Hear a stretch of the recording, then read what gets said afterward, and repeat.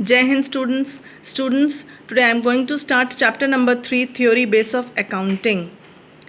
Okay, now the thing is, what is the base of accounting? You know, accounting is basically accountancy is basically a numerical subject.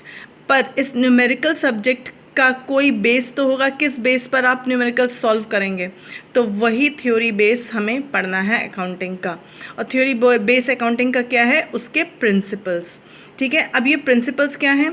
Principles कुछ नहीं है बल्कि कुछ rules, कुछ laws adopt किए गए, बनाए गए, जो कि बताते हैं कि आपको किस तरह से ट्रांजैक्शंस को रिकॉर्ड करना है, क्या प्रैक्टिस रेगुलर रखनी है, किस बेसिस पर ट्रांजैक्शंस रिकॉर्ड करने हैं।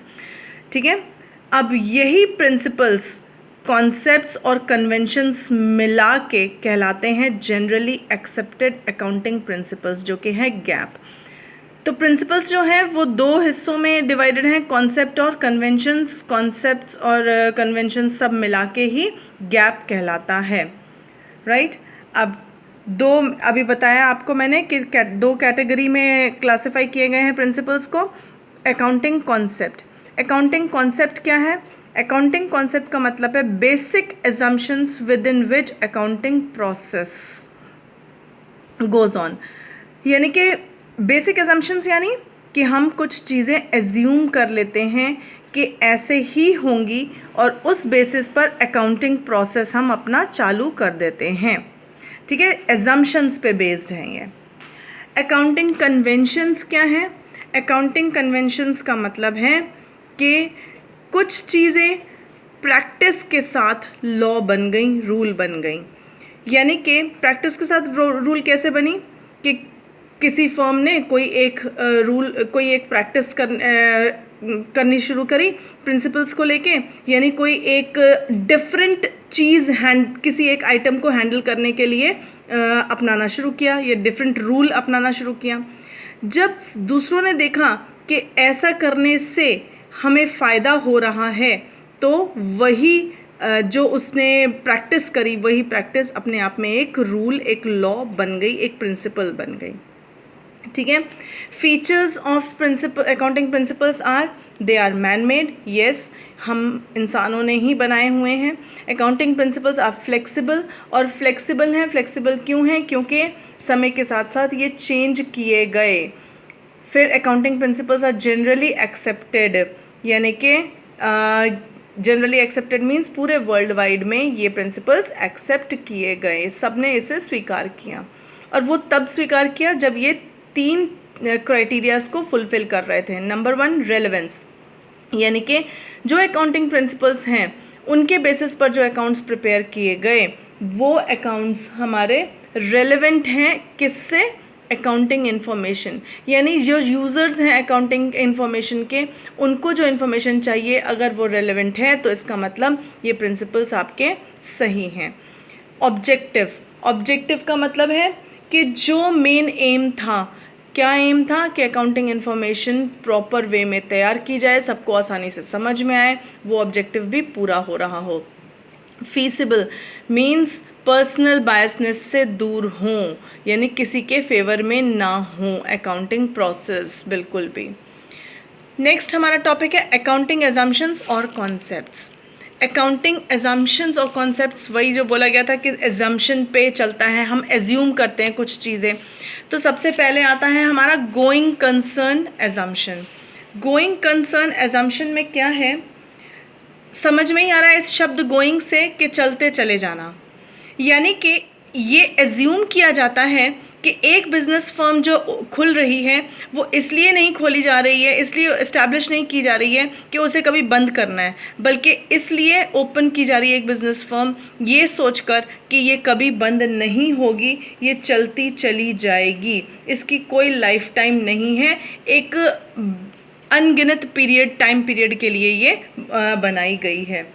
इसी के बेसिस पर, गोइंग कंसर्न एजम्पशन के बेसिस पर ही हम पता लगा पाते हैं कि हमारा कैपिटल एक्सपेंडिचर कौन सा है और रेवेन्यू एक्सपेंडिचर कौन सा है।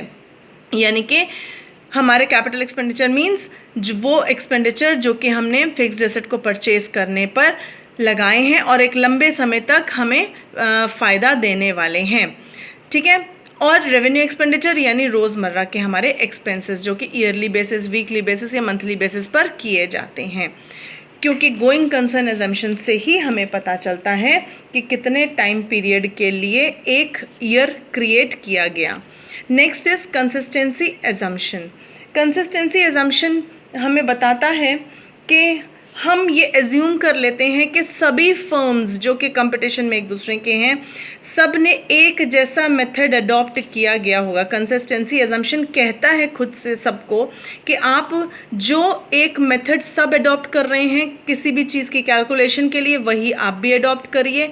इसके अलावा जो आपने पिछले सालों में जो मेथड अडॉप्ट किया है वही कंटिन्यू करिए, ताकि फ्यूचर में कंपैरिजन करना आसान हो जाए।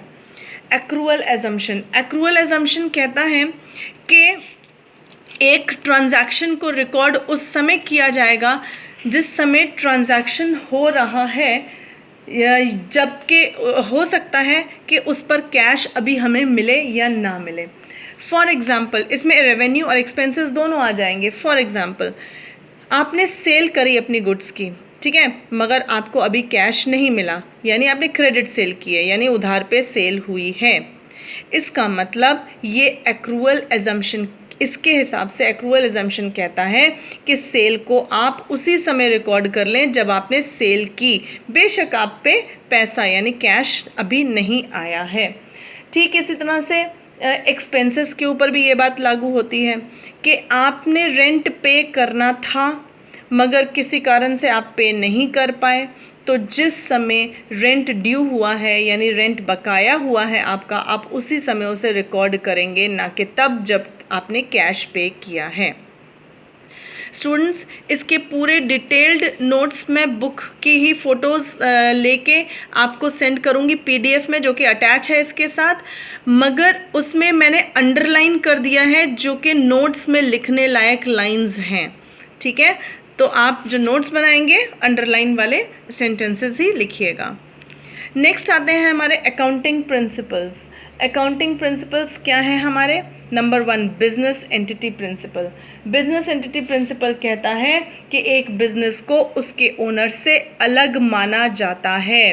बिजनेस को उसके ओनर से अलग माना जाता है, यानी बिजनेस की एंटिटी यानी कि पहचान अब अलग है अपने ओनर से। ओनर बिजनेस नहीं है और बिजनेस ओनर नहीं है, और इसी कारण से ओनर ने जो पैसा जिसको हम लगाया है फर्म में, जिसको हम बोलते हैं कैपिटल, वो एक लायबिलिटी बन जाती है फर्म की, ठीक है। Next is money measurement principle. Money measurement principle कहता है कि जो ट्रांजैक्शंस मनी में मेजर किए जा सकें वही सिर्फ रिकॉर्ड किए जाएंगे बुक्स ऑफ अकाउंट्स में, और इसको हमने पहले भी डिस्कस किया है। Next is accounting period principle. Accounting period principle कहता है कि जो अनगिनत लाइफ है एक बिजनेस की, उसको हम टुकड़ों में बांट दे, छोटे छोटे टुकड़ों में, और हर टुकड़ा कितने मंथ्स का हो? 12 मंथ्स का होना चाहिए, रेगुलर इंटरवल्स का, यानी 12 मंथ्स का होता जाए, ठीक है। गोइंग कंसर्न कॉन्सेप्ट के बेसिस पर ही अकाउंटिंग पीरियड प्रिंसिपल बना है, क्योंकि गोइंग कंसर्न कहता था बेहिसाब लाइफ है एक बिजनेस की, ठीक है। तो बेहिसाब लाइफ है तो फिर आप उसका हिसाब किताब कब रखोगे? कैसे पता चलेगा कि आपने प्रॉफिट अर्न किया है कि लॉस, और कब निकालोगे प्रॉफिट या लॉस? तो इस काम को आसान करने के लिए अकाउंटिंग पीरियड प्रिंसिपल अडॉप्ट किया गया, जो कि कहता है कि जो बेहिसाब लाइफ है एक बिजनेस की, उसको छोटे छोटे रेगुलर इंटरवल्स में बांट दिया जाए, और हर इंटरवल के ओवर पर, यानी कि हर 12 मंथ्स के ओवर होने पर हम उसका प्रॉफिट या लॉस कैलकुलेट करेंगे। Next is full disclosure principle. Full disclosure principle क्या लाता है? कहता है कि जो भी फैक्ट, जो भी इंफॉर्मेशन इम्पॉर्टेंट है यूज़र्स के लिए, वो फुल्ली डिस्क्लोज की जानी चाहिए अकाउंटेंट द्वारा। यानी कि कोई भी इंफॉर्मेशन जो कि सिग्निफिकेंट है, जो कि इम्पॉर्टेंट है, वो छुपाई नहीं जानी चाहिए। एक अकाउंटेंट द्वारा उसको डिस्क्लोज कर देना चाहिए। अब इंफॉर्मेशन इम्पॉर्टेंट है ये कैसे पता चलेगा? उसकी मटीरियलिटी बेसिस पर। और मटीरियलिटी बेसिस क्या है? Materiality principal. मटीरियलिटी प्रिंसिपल कहता है कि हर वो इंफॉर्मेशन जो कि अगर छुपा दी जाती तो जो इन्वेस्टर्स हैं उनके व्यू को, या यूज़र्स हैं इंफॉर्मेशन के, उनके व्यू को चेंज कर देती, उनका विचार बदल देती। अगर ऐसी कोई इन्फॉर्मेशन है और वो छुपाई गई है तो इसका मतलब वो इन्फॉर्मेशन मटीरियल है। समझ में आया? यानी कि कोई इन्फॉर्मेशन जो कि इम्पोर्टेंट है यूज़र्स के लिए वो छुपाई नहीं जानी चाहिए। नेक्स्ट इज़ प्रूडेंस और कंजर्वेटिज्म। प्रूडेंस और कंजर्वेटिज्म प्रिंसिपल कहता है कि जो भी एक्सपेक्टेड, एंटिसिपेटेड वर्ड यूज़ किया गया है बुक में, एक्सपेक्टेड प्रॉफिट या लॉस हैं आपके फ्यूचर के, उनको रिकॉर्ड करने का एक सिस्टम है। अगर फ्यूचर में होने वाले प्रॉफिट हैं आप जानते हैं तो उसको रिकॉर्ड मत करिए, मगर फ्यूचर में होने वाले लॉसेस हैं अगर, और आप जानते हैं कि लॉसेस हो सकते हैं, पॉसिबिलिटीज़ बहुत ज़्यादा हैं, तो उसको आज ही रिकॉर्ड कर लीजिए। यानी फ्यूचर में होने वाले लॉस के लिए आज से ही तैयारी स्टार्ट कर दीजिए। नेक्स्ट इज कॉस्ट कॉन्सेप्ट और हिस्टोरिकल कॉस्ट प्रिंसिपल। अब ये कॉस्ट कॉन्सेप्ट कहता है कि बुक्स ऑफ अकाउंट्स में जो भी एसेट आपने परचेज़ किया है उसको परचेज़ करने के लिए जितना भी खर्चा किया है वही उसकी कॉस्ट है, और हर एसेट अपनी कॉस्ट पर दिखाया जाना चाहिए। यानी एक एग्जांपल लेते हैं, आपने कोई फर्नीचर परचेज़ किया, ठीक है, तो फर्नीचर परचेज़ किया और उसके लिए पेमेंट करी है आपने, सपोज़ करिए 10,000 रुपीज़, ठीक। मगर उस फर्नीचर को बिजनेस प्रेमिसेस तक लाने के लिए आपने खर्च कर दिया, उसके ऊपर भाड़ा लगता है, ठीक है, उस पर खर्च कर दिया आपने 500 रुपये, राइट। अब उस फर्नीचर को उठा के आपके ऑफिस तक सेट करने के 500 रुपये और लग गए। इसका मतलब फर्नीचर की कॉस्ट आपको पड़ गई है 11,000 रुपीज़, और इसी कॉस्ट पर फर्नीचर को बुक्स ऑफ अकाउंट्स में दिखाया जाना चाहिए, और इसी बेसिस पर हम डेप्रिसिएशन भी रिकॉर्ड कर पाते हैं, डेप्रिसिएशन कैलकुलेट कर पाते हैं सिस्टमैटिक वे में, और डेप्रिसिएशन की वजह से कॉस्ट धीरे धीरे डिक्रीज़ होती चली जाती है, या वैल्यू एसेट की डिक्रीज़ होती चली जाती है। नेक्स्ट है मैचिंग कॉन्सेप्ट और मैचिंग प्रिंसिपल। मैचिंग प्रिंसिपल या मैचिंग कॉन्सेप्ट कहता है कि हर टाइम अकाउंटिंग पीरियड में कुछ प्रॉफिट होता है, कुछ लॉस भी हो सकता है। तो जितने भी, ये प्रॉफिट या लॉस कैसे कैलकुलेट होगा कि जितना भी रेवेन्यू हमें हुआ है उसमें से जब हम अपने एक्सपेंसेस डिडक्ट कर देंगे तो अगर वो रेवेन्यू फिर बचता है वो हमारा प्रॉफिट है। यानी कि ये कंपलसरी है कि जो एक्सपेंसेस हैं आपके एक साल के, वो आपके उस साल के रेवेन्यू से मैच करने चाहिए हर हाल में। मैच करने का मतलब इक्वल नहीं होता है, मैच करने का मतलब है कि अगर आपको प्रॉफिट अर्न करना है तो आपके एक्सपेंसेस आपके रेवेन्यू में से पे ऑफ होने चाहिए, हो सकने चाहिए, ठीक है, पॉसिबल हो कि आप पे कर पा रहे हैं, तभी आप प्रॉफिट अर्न करेंगे। और अगर आपके एक्सपेंसेस आपके रेवेन्यू से मैच नहीं कर रहे हैं, यानी एक्सपेंसेस ज़्यादा हो रहे हैं, तो इसका मतलब आप लॉस में जा रहे हैं। नेक्स्ट इज ड्यूअल एस्पेक्ट और ड्यूअलिटी प्रिंसिपल। ड्यूअल एस्पेक्ट या ड्यूअलिटी प्रिंसिपल कहता है कि हर ट्रांजैक्शन के दो एस्पेक्ट हैं, डेबिट और क्रेडिट, जो कि हमेशा इक्वल होते हैं। जितना अमाउंट डेबिट हुआ उतना ही अमाउंट क्रेडिट भी होना चाहिए, ठीक है, और ये आगे आपको और भी अच्छे से समझ में आएगा। नेक्स्ट है revenue recognition concept. Revenue recognition concept कहता है कि हमारा रेवेन्यू तब माना जाएगा जब ट्रांजैक्शन हमने किया है, ठीक है, ना कि तब जब हमने कैश रिसीव किया है। कैश हम जब मर्जी रिसीव करें, मगर रेवेन्यू तब मान लेंगे जब हमने ट्रांजैक्शन किया है, ठीक है। इस एग्जांपल क्या है लेके चलते हैं, जो कि अभी हमने लिया था कि जब हमने गुड्स सेल करी हैं तो मान लीजिए कैश हमें नहीं रिसीव हुआ है, हमने उधार पे बेची हैं, उनको क्रेडिट पे सेल किया है, तो जब सेल किया है तभी हम मानेंगे कि हमारा रेवेन्यू आ गया है। Verifiable objective concept, verifiable objective concept कहता है कि जो अकाउंटिंग का सारा प्रोसेस है, जो अकाउंट्स प्रिपेयर किए जा रहे हैं, वो पर्सनल बायसनेस से बिल्कुल दूर होने चाहिए, यानी वो किसी के फेवर में नहीं होने चाहिए। और वो कैसे पॉसिबल है कि किसी के फेवर में ना हो? किसी कौन होगा? ज़्यादातर मैनेजमेंट, ओनर, यानी कि ओनर के फेवर में अकाउंट्स प्रिपेयर नहीं होने चाहिए। ट्रू अकाउंट्स प्रिपेयर होने चाहिए, और ट्रू अकाउंट्स तभी प्रिपेयर हो सकते हैं जब जितने भी ट्रांजैक्शंस रिकॉर्ड किए गए हैं, हर ट्रांजैक्शन का एक एविडेंस ज़रूर हो। और वो एविडेंस कैसे, कौन से होते हैं?